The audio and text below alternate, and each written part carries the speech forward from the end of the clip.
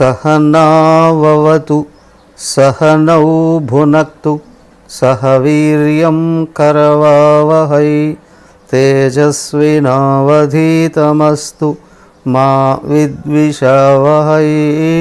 ओम शांति शांति शांतिः। ओम गुरुर्ब्रह्मा गुरुर्विष्णुः गुरुर्देवो महेश्वरः गुरुरेव परं ब्रह्म तस्मै श्री गुरवे नमः। ओम सर्ववेदांत सिद्धांत गोचरं तमगोचरं गोविंदं परमानंदं सद्गुरुं प्रणतोस्म्यहम्। ओम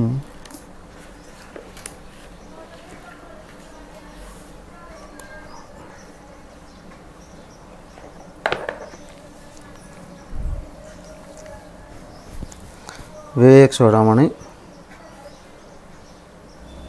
జ్ఞాన అభ్యాసం చేసేటువంటి శిష్యుడు యొక్క స్థితిని గురించి చెప్తున్నారు. బాగా శ్రవణ మననాలు చేశాడు, నిధిధ్యాసనలో ఉత్తీర్ణుడయ్యాడు శిష్యుడు. గురువుగారి దగ్గరికి వచ్చి తన యొక్క అనుభవాన్ని నివేదిస్తున్నాడు. ధన్యోహం కృతకృత్యోహం విముక్తోహం భవగ్రహాత్. సంసారం నుండి బయటపడ్డానయ్యా, ధన్యుణ్ణి అయ్యాను, కృతకృత్యుణ్ణి అయ్యాను. నిత్య ఆనంద స్వరూపోహం, నిత్యం ఆనంద స్వరూపుడుగా మారాను. పూర్ణోహం, పరిపూర్ణుడయ్యాను. అయితే అత్యంత ముఖ్యమైనటువంటి మాట, త్వత్ అనుగ్రహాత్, ఓ గురువుగారు నీ అనుగ్రహం వలన ఇదంతా జరిగింది అనేటువంటిది నిజంగా జ్ఞాన అనుభవానికి చిహ్నం. శ్రీగురు అనుగ్రహం లేకుండా ఆత్మస్పృహే రాదు. ఎందుకంటే ప్రపంచంలో కనిపించే విషయాలను గురించి స్థూలమైనవైనా సూక్ష్మమైనవైనా ఎన్నైనా తెలుసుకోవచ్చు. ఎందుకంటే ఇంద్రియాలతో చూస్తూ ఉంటాం, లేదా కొన్ని పరికరాలు పెట్టుకుంటే గోచరిస్తాయి. ఇవంతా ప్రకృతిలో అంతర్భాగాలే, ద్వైత దృష్టికి అందేటువంటివి, అన్యమైనటువంటివి. కానీ ఆత్మ విషయం దగ్గరకు వస్తే చెప్తూ ఉన్నదేమో పరమాత్మను గురించి అని అనిపిస్తుంది బయటికి. కానీ గురువు అనుగ్రహం ఉన్నప్పుడే ఆ పరమాత్మ నేనే అయ్యున్నాను అనే భావం కలిగేది. సామాన్యం కాదు ఇది. సర్వవ్యాపకమైన వాడు, సృష్టి స్థితిలయ కారకుడు అని బోధిస్తూనే అయ్యా సృష్టి లేదు, విని నువ్వు లేవు, చెప్పే నేను లేను, ఈ నువ్వు నేను అందరూ భగవంతుడు ఒక్కడే అయి ఉన్నాడు, అది నువ్వే, నీ నిజస్వరూపమే అని ఇంత గొప్ప విషయాన్ని వర్ణించడానికి కూడా వీలు కానంత గొప్ప విషయాన్ని గ్రహించాలి అని అంటే గురువు అనుగ్రహం ఉండాలి. అలాగే అంతకన్నా శుద్ధి ఉండాలి. ఇవి ఉన్నప్పుడు ఏంటి అంటే నిజమైన జ్ఞానంలో ఎదుగుతూ ఉన్న వ్యక్తికి గురువే భగవంతుడిగా కనిపిస్తాడు. కనిపించాలి, కనిపిస్తేనే తత్వాన్ని అందుకునేది. అన్యదా అవకాశం లేదు దానికి. అయ్యా ఇదంతా నీ అనుగ్రహం వల్లనే జరిగింది. సరే, అనుగ్రహంలో కలిగింది అంటే నువ్వేం కనుక్కుంటున్నావు? నేను చాలా గొప్పవాడిని అని చెప్పుకోవడం కాదు. ఉన్నది నేను అనేది ఒకటే, అదే అందరి నిజస్వరూపం. అది ఎలా ఉంది? అనుభవం లేనివాడికి అనుభవం ఉన్నవాడికి, ఓ మహర్షికి రాక్షసుడికి ఉన్నంత తేడా ఉంటుంది. రాక్షసుడు అంటాడు త్రిలోక ఆధిపత్యం నాదే అని. ఆ పక్కనే చూడండి, ఆ రాక్షసుడు కొడుకే ప్రహ్లాదుడు ఏమన్నాడు? ఓ పిచ్చి తండ్రి, త్రిలోకాలు అనేటివి లేనే లేవు, ఉన్నది నారాయణుడు ఒకడే అనేసాడు. అక్కడ తండ్రి ఏమో పబ్లిక్గా ప్రత్యక్షంగా ముల్లోకాలను పరిపాలించేది నేనైతే అని అంటున్నాడు. ఈ కొడుకు ఏమంటున్నాడు, ఈ పబ్లిక్కు ఈ ప్రత్యక్షము రెండు మిథ్యయే, నారాయణుడు ఒక్కడే నిజం అని అన్నాడు. ఈయనకు వాడికి తేడా ఎంత? ఆయనకి తేడా ఎంత? ఊహించడానికి వీలు లేనంత. చెప్తే దృష్టి బయటికి వెళ్ళిందా రాక్షసుడు మారిపోతాడు శక్తి పెరిగే కొద్దీ. అదే దృష్టి అంతర్ముఖమైందా ప్రకృతి కరిగిపోతుంది, సత్యం మిగిలిపోతుంది. అదే చూడండి అనుభవంతో ఏమంటున్నాడు 490. అసంగోహమనంగోహం అలింగోహమభంగురః ప్రశాంతోహమనంతోహం అమలోహం చిరంతనః. గురుగారు నా స్వరూపం అని నేను అనట్లేదు, అయితే నా స్వరూపమే. అవునా? గురుగారి దగ్గర అహంకారం చూపించకూడదు, కానీ సత్యాన్ని కప్పివేయకూడదు. అర్థమైనా? సత్యాన్ని కప్పివేయకూడదు, ఏదో అతి వినయం చూపించకూడదు.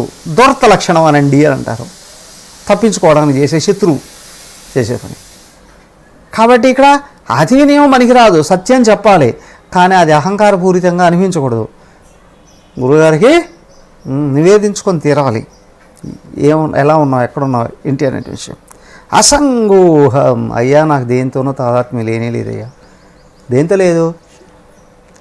గురుగారి దగ్గరికి వస్తున్నామంటే మమకారాలు తగ్గుతూ వస్తాయి, అలా కాదా? అరే కానీ అహంకారం పెరగకూడదు. సమాజంలో ఉన్నటువంటి వాళ్ళతో ఇంతవరకు ఉన్నటువంటి సంబంధాలు ఏవైతే ఉన్నాయో అవి నిజం కాదు అని తెలుస్తూ వస్తుంది, క్రమంగా మమకారం తగ్గుతూ వస్తుంది. కానీ ఇక్కడ అహంకారం పెరగకూడదు. మీరంతా అల్పులు, నేను చాలా గొప్పవాడిని అని భావన రాకూడదు. అందరూ ఒక్కడే అనే విషయం గుర్తు రావాలి. దానికి ఏంటంటే మొట్టమొదటి నీ ఉపాధితో తాదాత్మ్యం నీకు పోవాలి. అదే అహంకారం పోవడం అంటే. అర్థమైందా? దేహాత్మభావం పెరిగితే గర్వం పెరుగుతుంది, దాని నుండి అన్ని దుష్ట లక్షణాలన్నీ వస్తాయి. ఆత్మభావం పెరిగితే వినయం వస్తుంది, ఏకత్వం పైకి వస్తుంది, పరమైన ప్రేమ వస్తుంది. కానీ ఉపాధులతో బయట లోపల కూడా రెండు విధాలుగానూ పోతుంది. దానికి అసంగోహం, అయ్యా నాకు ఎవరితోనూ సంబంధం లేదు. ఎవరితో సంబంధం లేదు? అదేదో పాట ఉంది, అమ్మ లేదు, నాన్న లేడు, అక్క లేదు, చెల్లి లేదు, ఏక్ నిరంజన్. అవునా? అక్కడ నేను ఒక్కడే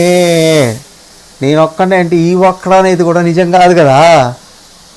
అందుకే ఆ యోగి ఏమని చెప్పాడు, ఏమని? ఆలు బిడ్డలు మాయ, అన్నదమ్ములు మాయ, తల్లి తండ్రి మాయ, తాను మాయ.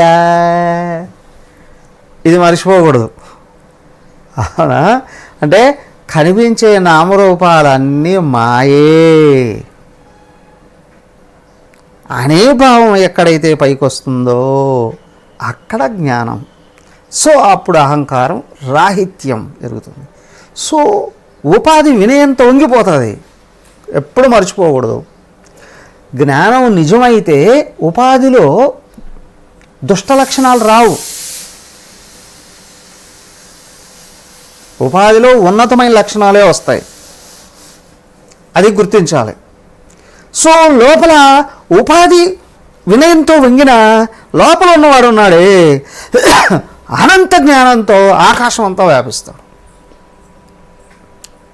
దానికి అసంగోహం, నాకు దేంతోనూ సంగమే లేదయ్యా. ఇప్పుడు నీ దేహానికి కొడితే, తంతే, పొడిస్తే, తిడితే, ఈ దేహం నేను అనుకోవట్లేదయ్యా, దీన్ని ఇప్పటికిప్పుడే నువ్వు తీసేసినా నేను చాలా సంతోషిస్తా. అనంగోహం, నాకు అవయవాలు కూడా లేవు, అవునా? నేను అందంగా ఉన్నానా అండి? నేను బలంగా ఉన్నానా అండి?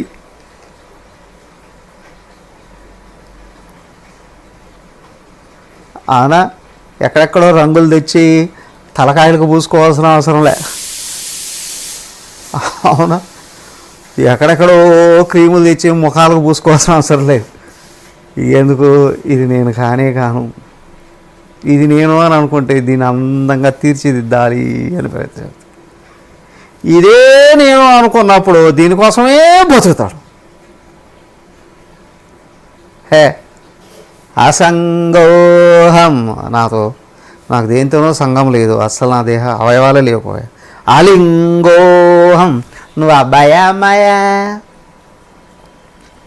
పురుషుడా స్త్రీయా?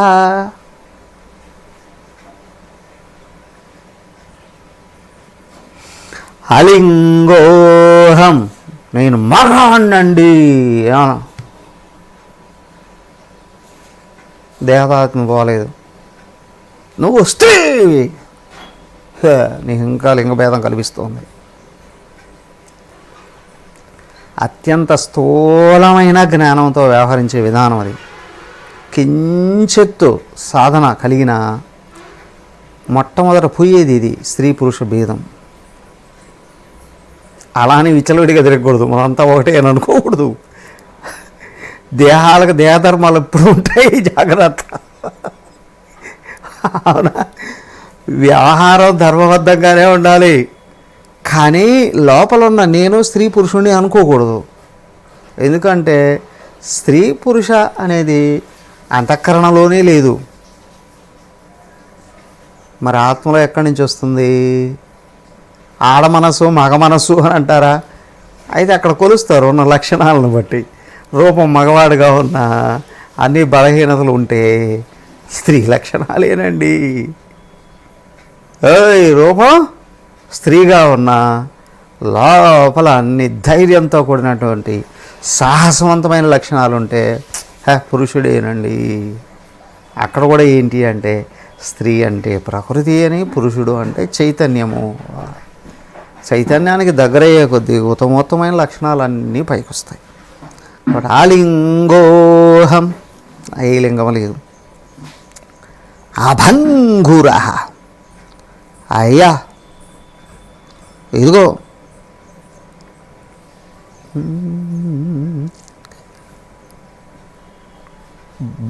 భవరోగం, జనన మరణాలు ఇచ్చేటువంటిది అది లేదు నాకు. అభంగుర, నేను ఉండడం పోవడం అంటలేదు, ఎప్పటికీ ఉన్నటువంటి వాడిని, శాశ్వతం. ప్రశాంతోహం, నువ్వు నిజంగా ఆత్మలక్షణాలు పెరుగుతున్నాయంటే ప్రశాంతత రావాలి. ఎలా? మనసును పట్టుకోవడం చేతనైతే ప్రశాంతత వస్తుంది. అవునా? మనసు ఇంకెవరినన్నా పట్టుకుంది అంటే అశాంతి ఉంటుంది. మనసు పట్టుకుంటుందా? నిజం ఒట్టు. ఈ మనసుకి ఎవరు ఇష్టమైతే వాళ్ళ గురించే ఆలోచిస్తుంటారు, వాళ్ళ గురించే ఆలోచిస్తాం. అది ఎప్పుడు ఎక్కడో ఆ మహాభారతం ఏదో మూవీలో ఏదో చూపిస్తారు, మహాభారతంలో కూడా బుక్లో కూడా ఉండొచ్చు. అనుకోకుండా ఒకసారి శ్రీకృష్ణుడు ఇంటికి తీసుకొని వస్తారు. మనోరథాలు కనిపించే ఒక పరికరం, ఒక అద్దం లాగానే ఉంటుంది. దాంట్లో చూస్తే ఎవరి మనసులో ఎవరు ఎదురు అతలో చూసినా వాళ్ళ మనసులో ఉన్న వాళ్ళు దాంట్లో కనిపిస్తారు. అట్లా మొదట శశిరేఖకు చూపిస్తారు, అభిమన్యుడు కనిపిస్తాడు, సుభద్ర చూస్తుంది, ఎవరు అర్జునుడు కనిపిస్తాడు. ఇప్పుడు అందరూ బలవంతం చేసి కృష్ణ నువ్వు చూడు, కృష్ణ నువ్వు చూడు, కృష్ణ అంటారు. పక్కన పాప సత్యభామ ఉండి నేనే కనిపిస్తాను అని అనుకుంటుంది. రుక్మిణి వెనక్కి వెళ్ళిపోతుంది, వద్దులే అని. ఆమె జ్ఞాని. సత్యభామ అనుకుంటుంది కృష్ణుడు హృదయం నుండి నేనేమో నన్ను ఏం కనిపిస్తాను అక్కడ అని. బలరాముడు కూడా ఆసక్తిగా చూస్తాడు, కృష్ణుడికి కనిపిస్తాడు, కృష్ణుడికి. అక్కడ శకుని కనిపిస్తాడు. పాండవులు ఎవరో కనిపించరు, ఈ చెల్లిలో కనిపించరు, వాడు అన్నా కనిపించడు, ఎవడో కనిపించరు. శకుడు కనిపిస్తాడు. అదేంటి నీకు శకుడు కనిపిస్తాడు, శకుడు అంటే నీకు ఇష్టమా అంటే ఈయన అనుకుంటాడు వాడిని ఆడెక్కడ పంపించింది నేనే కదా. అవునా? వాళ్ళ నాశనం కావాలి అంటే వీడు వెళ్ళాలి అక్కడికి. అలా దానికే మనం దుర్మార్గుల పక్షపాతానికి వెళ్ళామా లేదా దుర్మార్గంలో నిలబడ్డాము అనుకోండి, మనకి ఇష్టంగా నాశనం చేసేవాడిని ఒకడు పంపిస్తాడు భగవంతుడు. బాగా గమనించండి. దానికే సర్వకాల సర్వావస్థల్లో మనం వేడుకోవాల్సింది ఏంటంటే, భగవాన్ నా మనస్సు నీ పద పద్మాలని నిరంతరం గుర్తుంచుకునేటట్టు అనుగ్రహించు. ఇది ఒక్కడే కోరుకోగలగాలి.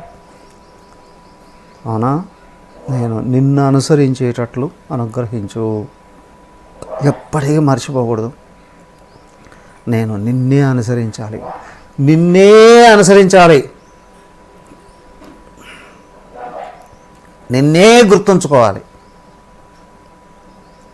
నాకు ఇంకేం వద్దు అనగలగాలి.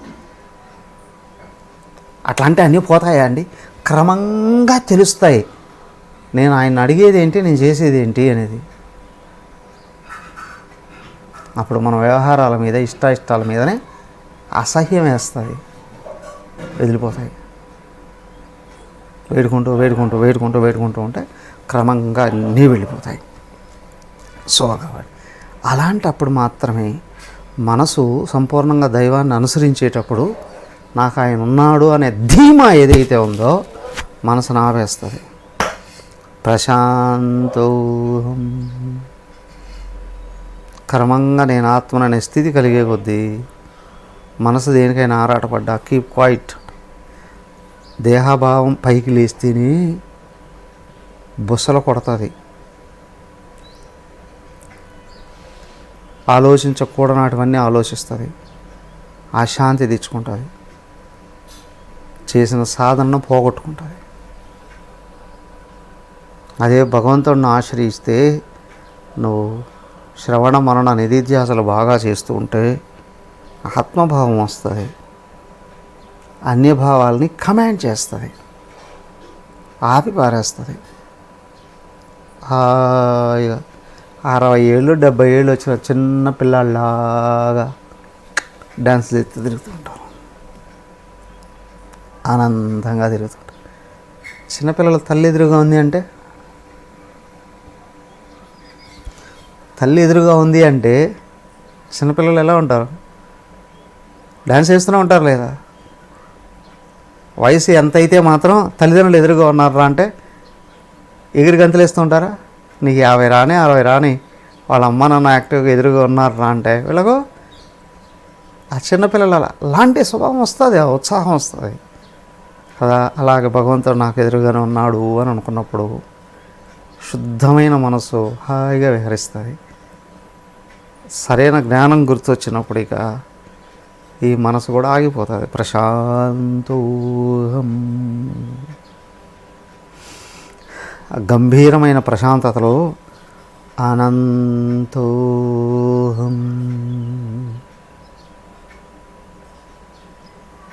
భక్తిలో మనసు ఉరకలేస్తుంది, చిన్న పిల్లాడైపోతుంది.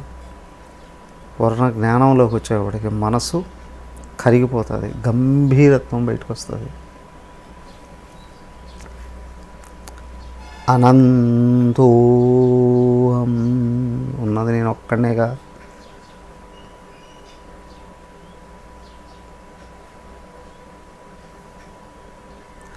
దేనికోసం చింతించాలి,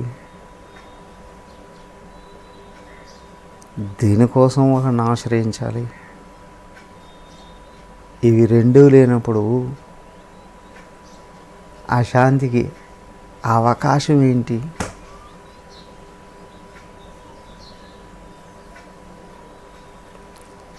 అనంతోహం.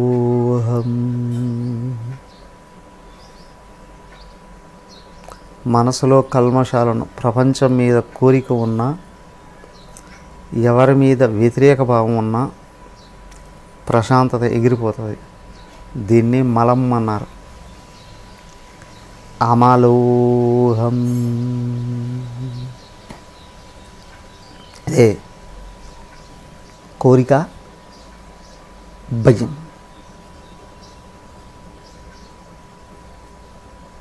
మరి మహాత్ములు కూడా కొత్త కొత్త ప్రాజెక్టులను స్థాపించి నడుపుతూ ఉంటారే. దేహం ఉంది కాబట్టి చేస్తూ ఉంటారు. జరిగితే జరుగుతాయి, జరగకంటే పోతాయి.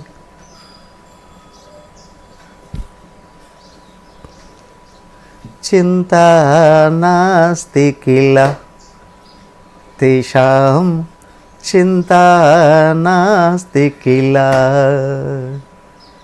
శమదమ కరుణ సంపూర్ణానాం సాధు సమాగమ సంకీర్ణానాం చింతా నాస్తి కిల. ఏ చింత లేదు. మరి నిన్ను పనులు పెట్టుకురా, జరిగితే జరుగుతాయి, జరగకపోతే ఏంటట, నాకేంటట నష్టం? మనందరూ ఎవడికి నష్టం? జరిగే ప్రతి ఒక్కటి మంచే. అవునా? ఏం జరుగుతూ ఉన్నా జరగకూడదు, జరగదు. ఏం జరిగినా మంచి జరుగుతుంది, ఏం జరిగినా మంచి అవుతుంది. ఏకత్వాన్ని చూసేవారంటే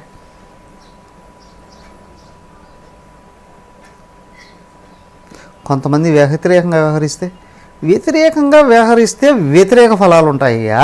ఎవరికి? ఎవడైతేనే. అవునా కాదా? ఎవరైతేనే మంచి ఉద్దేశం, మంచి ఫలాలే ఉంటాయ్యా. మహాత్ముడికి మంచి చెడు రెండు దాటిపోయాడు. ఎందుకంటే ఆయన ఏకత్వంలో ఉన్నాడు. ఆయనకి ఏ ఫలాలు లేవు, ఆయన చుట్టూ ఉన్న వాళ్ళకే. అక్కడ చెప్పారుగా తత్వబోధలోనే చివరికి. మరి మహాత్ముడు కూడా ఆగామి కర్మను ఆచరిస్తూ ఉన్నాడు కదా. మరి అవన్నీ ఎలా పోతాయి? ఎక్కడికి పోతాయి? ఆత్మ నిరంతరం చేసే ప్రతి ఒక్కటి, మాట్లాడే మాట మంత్రం, మాటే మంత్రంగా ఉంటుంది. చేసే ప్రతి క్రియ ఫలాలు ఉంటాయి కదా. ఏమవుతాయి? ఎవరు ఆయన్ని గౌరవిస్తున్నారో, అనుసరిస్తున్నారో, పూజిస్తూ ఉన్నారో, అనుసరిస్తున్నారో వీళ్ళు చేసే సత్కర్మలన్నీ వాళ్ళకి వెళ్ళిపోతాయి. ఒకవేళ వాళ్ళ చేత కూడా ఏమైనా దుష్కర్మలు జరిగితే, దుష్కర్మలు వాళ్ళు ఎందుకు చేస్తారు? అక్కడ కూడా పాపాలు ఉన్నాయండి. ఏమిటి అంటే చెప్పారుగా, పాపాలు ఎన్ని రకాలుగా జరుగుతాయి. పంచసోనాలు ఎలా జరుగుతాయి? తినేటప్పుడు, స్నానం చేసేటప్పుడు, నడిచేటప్పుడు, ఇట్లాంటప్పుడు కొంచెం జీవులు జస్తున్నాయి కదా. ఆ కర్మల ఫలాలని పాపాలు అంటారు. అవేమవుతాయి? వాళ్ళని దూషిస్తూ, విమర్శిస్తూ, బాధిస్తూ, వేధిస్తూ ఉన్నారు. వాళ్ళకి ఇవన్నీ వెళ్ళిపోతాయండి. ఓహో, అట్లాగా ట్రాన్స్ఫర్ చేస్తాడా అండి ఈయన? హే విగతాశయ. ఆయనకు అసలు ఆ దృష్టే ఉండదు. కర్మలు చేస్తున్నాననే భావం కూడా ఉండదు, రాదు. ఎందుకు? అజ్ఞాని ఫలా ఆపేక్షతో చేస్తాడు. నాకు ఇది నీ చేస్తే ఇది వస్తుంది అని. జ్ఞాని నో, అందరూ సరైన మార్గంలో వెళ్ళాలి అని అనుకుంటాడు అంతే. ఇంక వేరే ఆలోచన లేదు. కాబట్టి నేను కర్మ చేస్తున్నాననే భావం కూడా రా. దానికి అమలోహం, లోపల మలం లేదయ్యా. అందరం మలం అంటే ఏమనుకుంటాం? హే, ఈ పొట్టలో నుండి వచ్చేది మలం, స్థూలం. అది ఒక రోజంతా తినకపోతే ఏదనుకుంటాం, ట్యాబ్లెట్స్ వేస్తే పొట్ట ఖాళీ అయిపోతుంది. అయినా ఆ కారణ శరీరంలో ఉంది కోట్ల జన్మల నుండి వచ్చేటప్పుడు వ్యాగన్ల కొద్దీ ఉంది. అది నువ్వేం చేసినా ఆయన వచ్చి కడుగుతాడు. ఎవరు? నువ్వు కానీ పరిపూర్ణమైనటువంటి భక్తిని ప్రదర్శిస్తే భగవంతుడు వచ్చి కడుగుతాడు.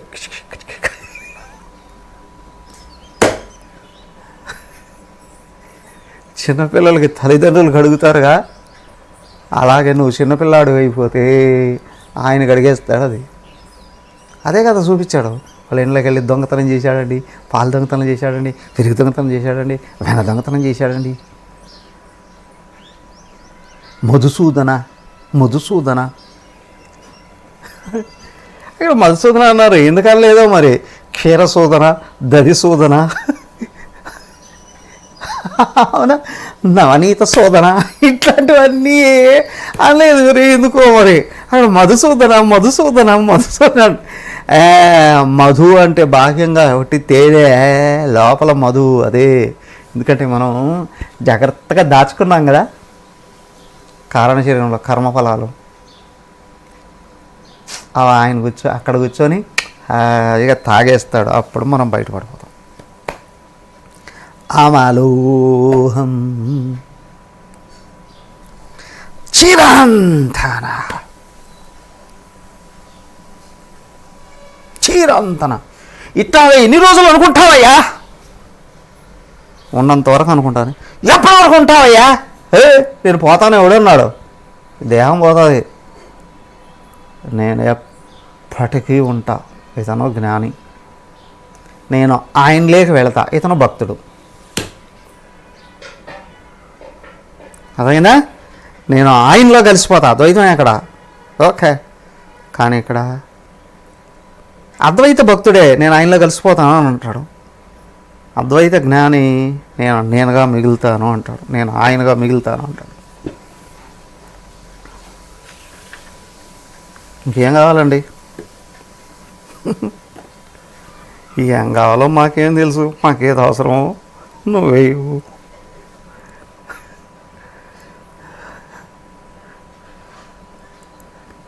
అరే అకర్తాహమహ సరే అకర్తాహమహ సరే ఇది అకర్తాహమభోక్తాహం అవికారోహమక్రియః శుద్ధబోధస్వరూపోహం కేవలోహం సదాశివః. ఎవరయ్యా నేను? అకర్త,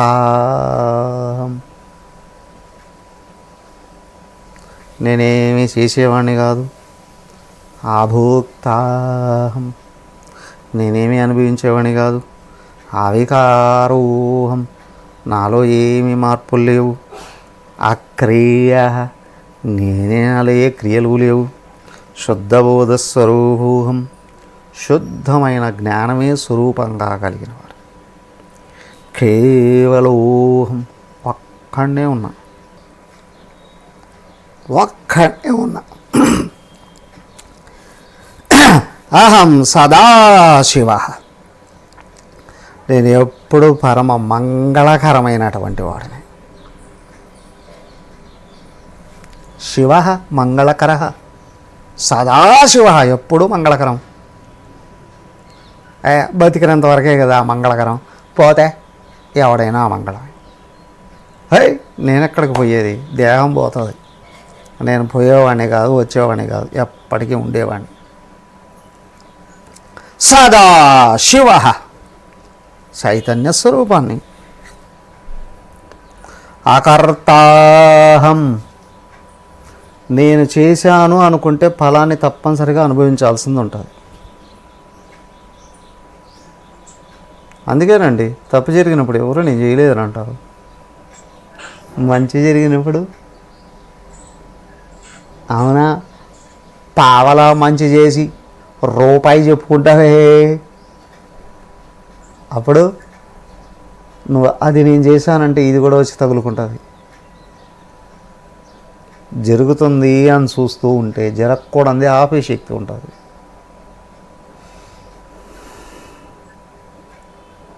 నేను చేశాను అనుకుంటే ఏది ఆపలేవు.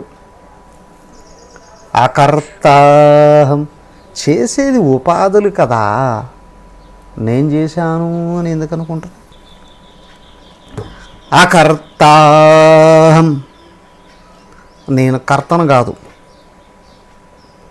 ఎందుకు అంటే చేసేవాడు కర్త, చేసేటివి శరీర మనోబుద్ధులు అని గుర్తించి నేను వేరుగా ఉన్నాను అని కానీ మరచిపోకుండా నువ్వు గుర్తుంచుకోగలిగేటట్లయితే నువ్వు కర్మకు కర్తవు కాదు. మరి కర్మ ఎటు జరుగుతుంది? కర్మ ఎటు జరుగుతుంది? దేహం వల్ల జరుగుతుంది, లేదా ఇంద్రియాల వల్ల జరుగుతుంది, మనసు వల్ల జరుగుతుంది, బుద్ధి వల్ల జరుగుతుంది. ఓకే, చేయించేది ఎవరు? కారణ శరీరంలో ఉన్న సంస్కారాలు చేయిస్తాయి. మరి నువ్వు నేను ఉన్నా అంతే, నేను లేకపోతే ఏం జరగదు. కానీ నేను ఉన్నా. కరెంటు ఉంటే దానికి సంబంధించిన పరికరాలన్నీ పనిచేస్తాయి, కరెంట్ లేకపోతే పనిచేయవు. మరి కరెంటు చేయించిందా? నో. అలాగే నేను ఉంటేనే అన్నీ జరుగుతాయి, కానీ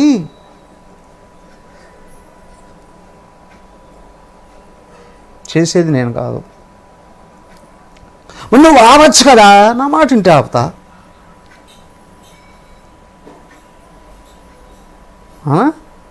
ఎలా? కృష్ణుడు వచ్చి నెత్తెని నోరు పెట్టుకొని మొర్ర పెట్టుకున్నాడు వాళ్ళని, కొరవల్ని. వద్దురా బాబు, వద్దురా బాబుతో పెట్టుకుని ఒక్కరా ఇద్దరు ఎంతమంది చెప్పారు. భీష్ముడు చెప్పాడు, విదురుడు చెప్పాడు, సంజయుడు చెప్పాడు, వ్యాసుల వారు చెప్పారు, ద్రోణుడు చెప్పాడు, మైత్రేయ మహర్షి వచ్చి చెప్పాడు, వాళ్ళ కులగురువు చెప్పాడు. చివరికి సాక్షాత్తు భగవంతుడే వచ్చి చెప్పాడు. విన్నారా వాళ్ళు? వినలేదు. ఎందుకని? సంస్కారాలు అంత బలంగా ఉన్నాయి. అది మహాత్ముడు ఏం చేస్తాడరా అంటే తన చుట్టూ ఉన్న వాళ్ళకి చెప్తూ వస్తాడు, ఇది మంచిదిగా చేయొద్దు అని హెచ్చరిక చేస్తాడు, డైరెక్ట్గానో ఇండైరెక్ట్గానో. వెంటనే పట్టుకోగలిగితే ప్రమాదంలో పడిపోకుండా ఉంటాం. కానీ వినకపోతే కామ్గా ఉంటాడు ఆయన, వాడి సంస్కారాలు ఎట్టున్నాయి పోనీ అని, అంతే. అర్థమైందా? దానికే మన గురించి మన గురువులకు బాగా తెలుసు మనకంటే. మన గురించి మనకు 5% తెలిస్తే వాళ్ళకు 95% కాదు కదా, 100కి 100 గురువుగారు బాగా తెలుస్తాయి. దానికి సర్వస్వాలు ఏంటి అంటే గమనిస్తూ ఉంటాడు గురువు. ఎక్కడ ఏది ప్రమాదకరమో అన్నీ డీటెయిల్గా చెప్పలేరు, ఇది వద్దు అంటారు, టక్కమని ఆపేసేయగలగాలి. డీటెయిల్గా చెప్పకూడదు కొన్ని ప్రకృతి రహస్యాలు. నేను ఒకసారి అట్లాగే అడిగా, అక్కడ పుట్టబర్తిల సత్యసాయి వారి ఆశ్రమంలో 6 మర్డర్లు జరిగాయి చూడండి. ఒకసారి 6 మర్డర్లు జరిగాయి ఒకేసారి ఆయన రూమ్లోనే. నేను అమ్మగారిని అడిగా, అమ్మ అంత పెద్ద మహాత్ముడు కదా, ఆ మర్డర్లు జరుగుతుంటే ఎట్లా ఆపలేదు మహాత్ముడు అంటే? ఇప్పుడు కృష్ణుడు అర్జునుడు ఇది ఇద్దరంగం క్షత్రియులు, కానీ అక్కడ మహాత్ముడు సాధువు కదా, ఎందుకు జరిగాయి? అంతమంది వాళ్ళని ఆయన్ని ఆశ్రయించి ఉన్నవాళ్ళు, ఆయనకు సేవ చేస్తూ ఉన్నవాళ్ళు ఆ కమిటీ వాళ్ళే కదా, ఎందుకు చచ్చిపోయారు అని అంటే టక్క మన అమ్మగారు అన్నారు, ఆయన చెప్పిన మాట వీళ్ళు వినలేదు కదా, ఆయన సూచన వీళ్ళు వినలేదు కదా, అక్కడ జరిగిన విషయం అంతా వాళ్ళకి తెలియకుండా ఎట్లా ఉంటుంది? ఆయన చెప్పాడట అప్పుడు, అరే మీరు నా రూమ్లోంచి బయటికి వెళ్ళకంటారా అని అన్నాడట. నా రూమ్ నుండి మీరు బయటికి వెళ్ళకండి అని అన్నాడు. వాళ్ళ మాట వినుంటే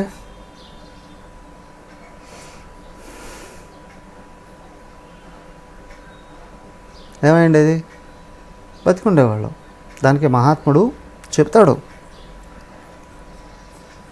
అన్ని డీటెయిల్గా చెప్పలేరు. సో కాబట్టి ఏమిటి అని అంటే మాట వింటే, మహాత్ముల మాట వింటే, గురువుల మాట వింటే కష్టాల్లో పడడం ఖచ్చితంగా.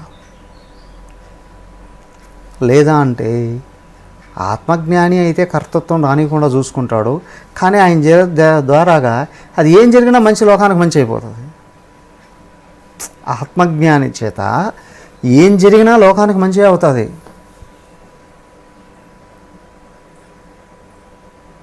లోకానికి మంచి చేస్తుంది.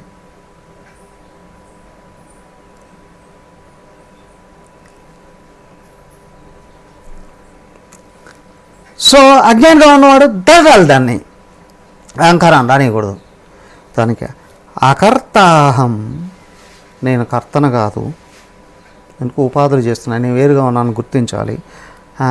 కర్తన కాదు కానీ భోక్తం, నేను కష్టపడి సంపాదించుకున్నా, నేనే అనుభవిస్తా. ఓ ఇరుక్కుపోతావు ఒకటి, జాగ్రత్త. అభోక్తాహం, దేహం దాని ప్రారంధాన్ని అనుభవిస్తుందయ్యా, దీనికి ఇంతకంటే ఎక్కువ ఏమీ అవసరం లేదు. మహాత్ములు చూసుకోండి, ఎవరైనా కనీస అవసరాలతో బతుకుతారు, కానీ లోకానికి అంతటికి కూడా అందనంత ఎత్తుగా ఆలోచన చేస్తారు, గొప్పగా ఆలోచన చేస్తారు. వాళ్ళ ఆలోచనలు, వాళ్ళు చేసే పనులు ఎవరికీ అర్థం కావు. ఒక్కోసారి కొన్ని 100 సంవత్సరాల తర్వాత కానీ అర్థం కాదు. 100 సంవత్సరాల తర్వాత కూడా అర్థం కాదు, ఎందుకంటే అంత టైం పడుతుంది. కానీ వాళ్ళ జీవన విధానం అత్యంత సింపుల్గా బతుకుతారు. ఏ మహాత్ముడైనా జీవన విధానం అలాగే ఉంటుంది. అత్యంత తక్కువ అవసరాలతో బతుకుతారు. అభోక్తాహం, నేనే భోగిస్తాను అనే మాట ఎక్కడి నుంచి రాదు. ఎందుకంటే నీ కర్తృత్వం పోయిందంటే భోక్తృత్వం లేనే లేదు. కర్మయోగం ఏంటయ్యా? భోక్తృత్వాన్ని వదులుకోవడానికి. అవునా? కర్మ సన్యాసం ఏంటయ్యా? కర్తృత్వాన్ని వదిలింపజేసేది. ఈ రెండింటికి మధ్య ఏంటయ్యా? దేవుడికి నీకున్న లింకు అర్థం చేసుకోగలిగినప్పుడే. నాకు దేవుడే కావాలని పని చేస్తే కర్మయోగం, చేస్తే గీస్తే ఆయన చేసుకుంటున్నాడు పో, అసలు నేనేమీ చేయట్లేదు, ఉపాధులు వ్యవహరిస్తున్నాయని తెలుసుకుంటే ఆ కర్తృత్వం. కాబట్టి ఇంకా అవికారోహం, వికారాలు కూడా లేవండి. వికారాలు అంటే నేను చాలా అందంగా ఉన్నానండి, నేను వికారంగా ఉన్నానండి, అది కాదు. ఆకారం ఉన్న చోట దానికి మార్పు ఉంటుంది, అదే వికారం. అవునా? ఉదయం ఫ్రెష్గా స్నానం చేసి మంచి ఇది ఐరన్ చేసిన బట్టలు వేసుకొని వెళ్ళిపోయాడు. కొన్ని గంటలు బయట తిరిగి వస్తే వికారం అయిపోతుంది. అవునా? ఇది దేహం, దాని అవసరాలు. కానీ ఆకారంలో కలిగే మార్పుల్నే వికారాలు అని అంటారు. అప్పుడప్పుడు పొట్టలో ఏదో వికారంగా ఉందండి అంటారు. అంటే పొట్ట అందంగా ఉందా? అందం ఏమైందా?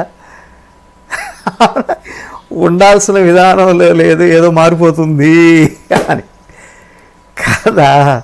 కాబట్టి అయ్యా, నాలో ఏ అవయవాలు లేవు కాబట్టి వాటికి వికారాలకు కూడా అవకాశాలే లేవు. అహం అక్రియ, నేనేమీ చెయ్యట్లేదు. ఏం చేయరా అండి? ఇప్పుడు పాఠం చెప్తున్నారుగా. మాట్లాడేది నోరు, తిప్పేది చేతులు, నడిచేది కాళ్ళు, చూసేది కళ్ళు, వినేది చెవులు, తినేది నాలుక. అవునా? కోరుకునేది, ఆలోచించేది మనసు, బుద్ధి. మరి నేను ఆత్మ చైతన్యాన్ని. వీటిలో ఎవరు నువ్వు? ఏది నేను కాదు. వాటి మొహం ఉంటే ఉంటాయి, పోతాయి. ఇట్లాంటి వాటిని చాలా చూసాంలే. ఎన్ని చూసావంటే ఈ భూమి మీదనే 1000 కోట్ల మంది మనుషులే ఉన్నారు, చూడట్లే? అవునా కాదా? ఏవయ్యా, మిగతా జీవరాశులన్నింటినీ లెక్క పెట్టుకుంటే భూమి మీద మనుషులు ఎంతమంది ఉన్నారో ఒక ఊర్లో చీమలు, దోమలు, అవునా, అన్నీ ఉంటాయి. ఎన్ని జీవరాశులు ఉన్నట్టు. అహం అక్రియ, అవన్నీ కదులుకుంటున్నాయి. ఎందుకని? వాటి కర్మ. అవునా కదా? అవునా కదా? కర్మల వలన కొన్ని కదిలితే కొన్ని కదిలి కర్మలు తెచ్చుకుంటున్నాయి. అసలు విషయం ఏంటి అంటే ఈ కదలికలన్నీ కర్మచక్రం అంటారు. కారణ శరీరంలో ఉన్న కర్మల వలన సూక్ష్మ శరీరంలో కర్మలు జరుగుతున్నాయి. అవునా కాదా? కారణ శరీరంలో కర్మలు ఏంటండి? వాసనలే. సూక్ష్మ శరీరంలో కర్మలు ఏంటండి? ఆలోచనలే. అప్పుడు స్థూల శరీరంలో కర్మలు ఏంటండి? వీటి వ్యవహారాలు. మొత్తానికి ఏమవుతుందయ్యా? అన్నీ కర్మలే. 3 శరీరాలు, వాటి వ్యవహారాలు అన్నీ కర్మలే. నేను వాటికి అన్యంగా శుద్ధబోధస్వరూపోహం, శుద్ధమైన ఒక్కడే బోధ, కేవలం తెలుసుకునే జ్ఞానాన్ని. స్వరూపోహం, ఆ రూపమైన నేను. కేవలోహం, నేను తప్పితే ఏమీ లేదు.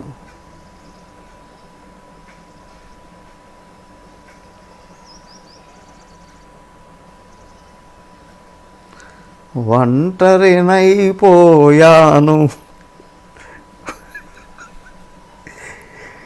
ఇక ఇంటికి ఏమని పోను. ఏ ఇంటికయ్యా? రెండోవాడు ఎక్కడున్నాడయ్యా? ఉన్నవాడిని ఒక్కడినే.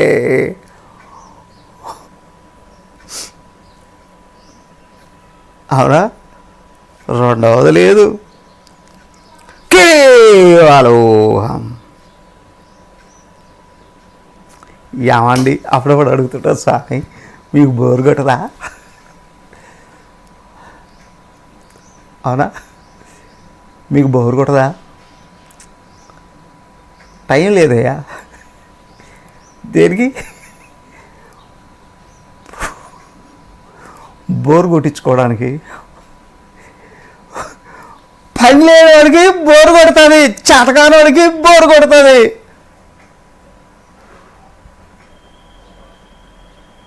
వాళ్ళకి అహం సదా శివ, నేను ఎల్లప్పుడూ హాయిగా ఉంటాను. ఎందుకు? నన్ను బాధ పెట్టడానికి ఎవడు లేడు కదయ్యా. అవునా? ఏమంటారు, ఇంటిలోని పోరు ఎంతెంత కాదయా.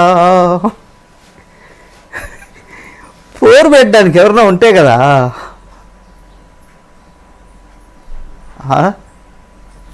బయట ఇంటిలోనూ ఎవరు లేరు, లోపల ఇంటిలోనూ ఎవరు లేరు, ఇంకా బాధ పెట్టేది ఎవరు? ఈ పాపిష్టి మనిషి ఊరుకోండి, ఎప్పుడైనా అట్లా వేసిందిరా అంటే అది ఏడుస్తుంది. ఏడిస్తే చస్తుంది. నాకే ఎవరు లేమన్నారు దాన్ని పడుకోకుండా? నాకేంటి?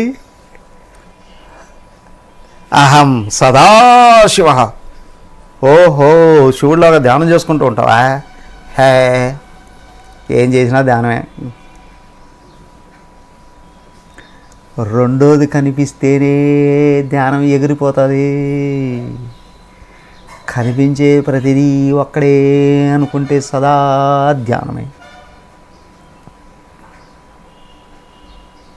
అదే శివుడు కూడా చూపించాడు అక్కడ.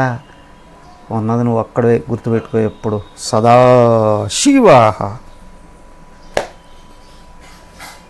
ఏం కావాలండి? ఉన్నది ఒకడే, కావాలన్న వేరేది ఏమీ లేదు. ద్రష్టు శ్రోతుర్వక్తు కర్తు భోక్తుర్విభిన్న ఏవాహం నిత్య నిరంతర నిష్క్రియ నిస్సీమా సంగ సంపూర్ణబోధాత్మా.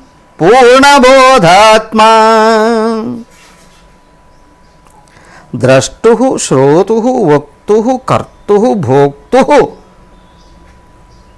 అహం విభిన్న ఏవ. వీటికన్నిటికీ వేరే ఉండే నేను, వీటికన్నిటికీ అన్యంగా ఉన్నా, వీటికన్నిటికీ వ్యతిరేకంగా ఉన్నా. నేను ద్రష్టును కాదు, ఇదిగో ఈ కళ్ళు చూసుకుంటాయి.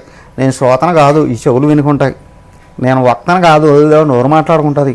నేను కర్తను కాదు, ఈ దేహం పనులు చేస్తుంది. భోక్తను కాదు, నోరు తింటుంది. విభిన్న వాటికంటికి అన్యంగా ఉన్నా. నేనుంటే ఇవన్నీ బతికి వాటి పనులు చేసుకుంటున్నాయి.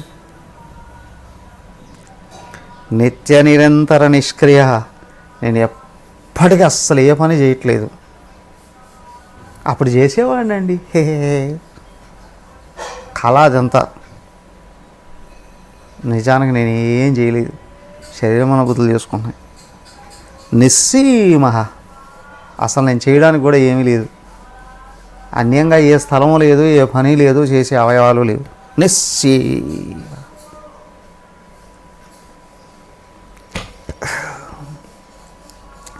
రెండవది ఏమీ లేవు అక్కడ చేయడానికి కూడా.